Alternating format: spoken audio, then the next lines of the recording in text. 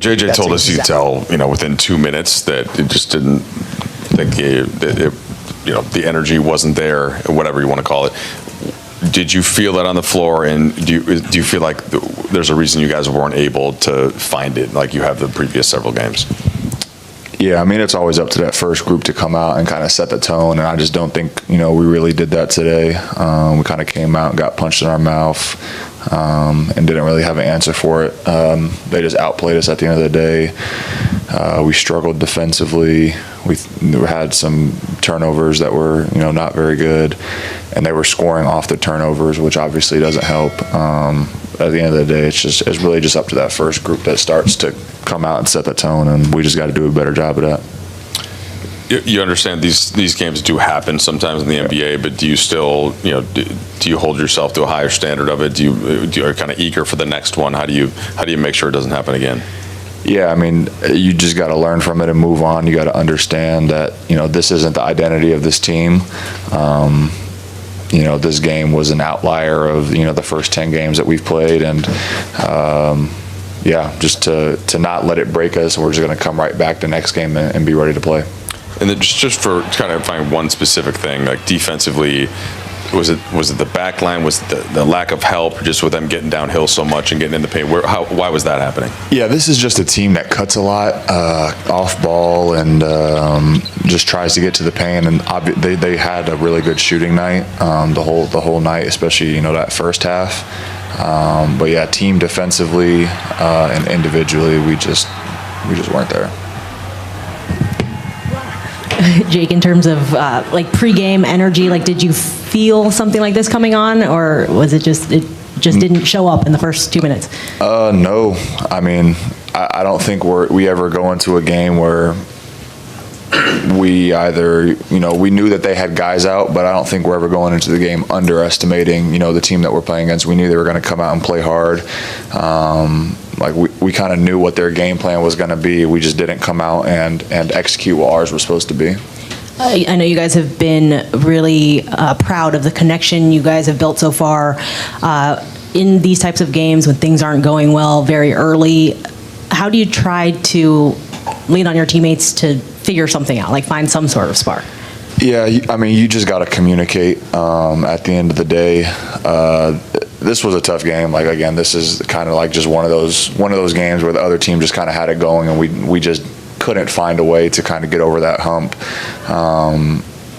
But when you find yourselves in these situations, you just can't let it break the team up and stop communicating with everyone. So you just got to communicate and make sure everyone stays locked in, which we didn't. But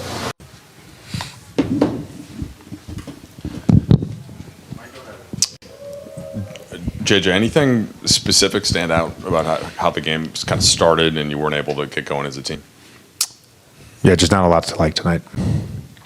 Where, you obviously had mentioned, right, you're going to emphasize that this happens sometimes when other teams are down. They find a way to rally around the flag. Did you feel some of that from the Hawks, or did you feel like this is more of your issue? Oh, they brought the requisite level of effort and urgency and physicality. We spoke about pregame about how you guys were in that position as the Hawks. We spoke about how much you guys have rallied and brought that energy. Is it even more disappointing to see it to kick off this road trip in that manner, considering you guys have done it so much to start? Yeah, very disappointing. So now, kind of, what's next? What's next? Is it kind of just you flush this one, or do you look at it after, or is it just let's just forget and move on to the next one? No, we're going to look at it for sure.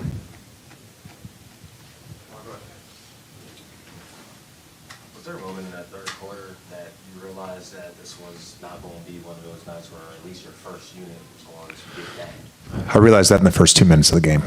What did you see in those first 2 minutes? Nothing. Kind of result that you guys want. What did you feel like? Where did you feel like this game went the wrong direction, and how are you trying to get back into it?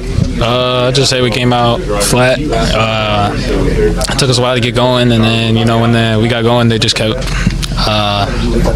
they just kept it going, and they didn't let up. So just we're gonna watch film, build on that, and then get ready.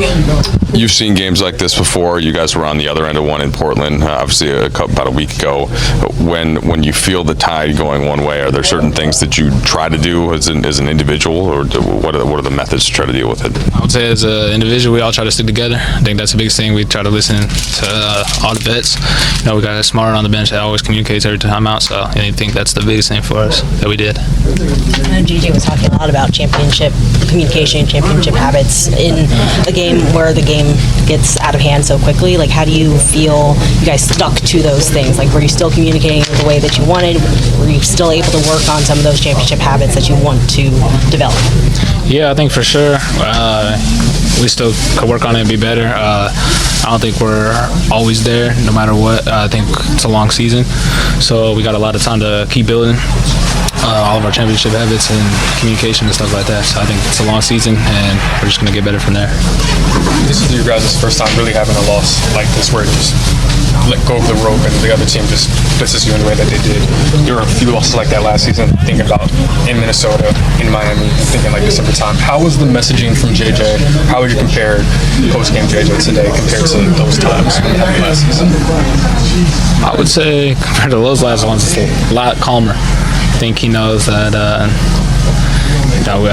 we got punched in the mouth and we punched them back, but they just kept going. So I think at the end of the day, just like he said, just got to watch it and be ready to take criticism and then build on it for our next game.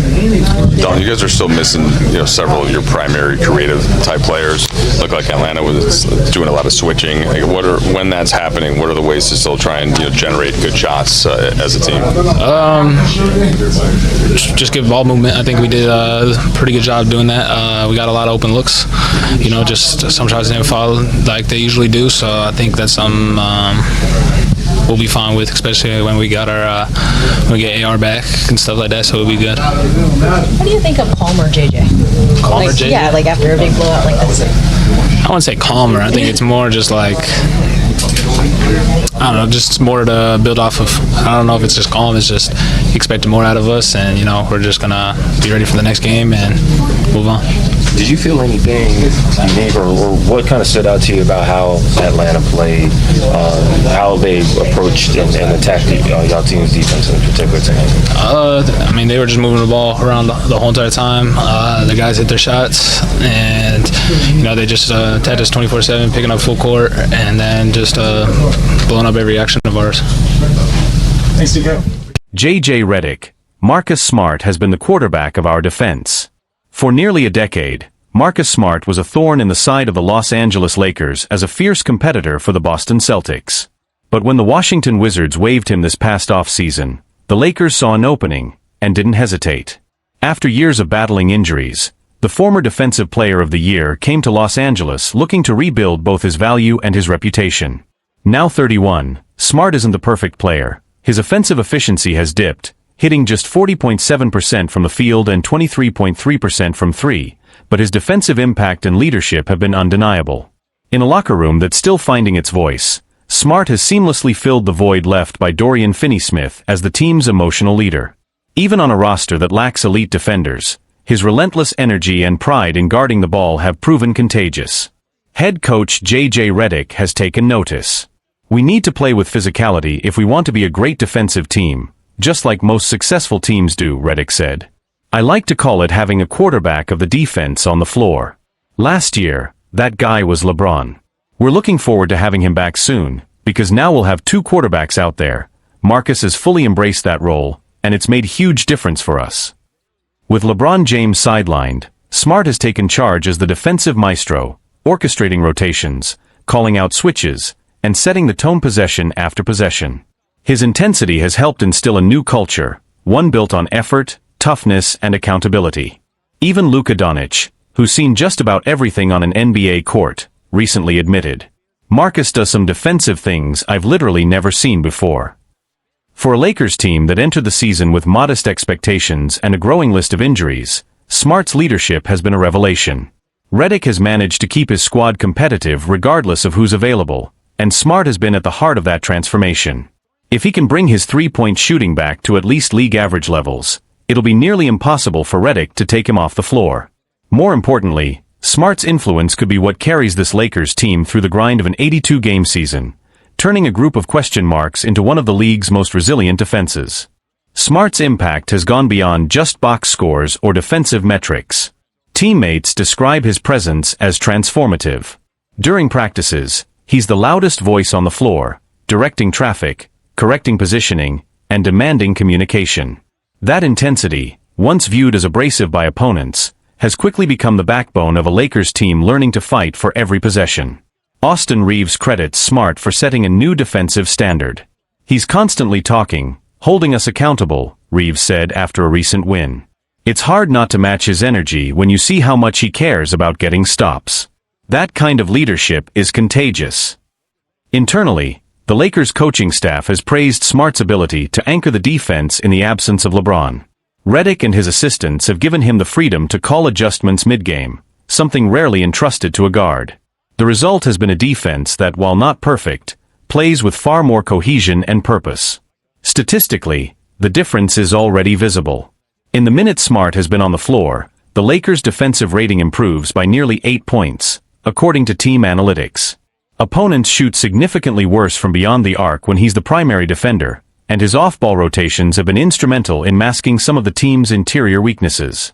Redick, a former player known for his cerebral approach, sees Smart as an extension of himself on the court. "When Marcus is out there, he sees the game 2 steps ahead," Redick said. "He knows when to trap, when to switch, when to talk guys through coverages. It's like having another coach in uniform."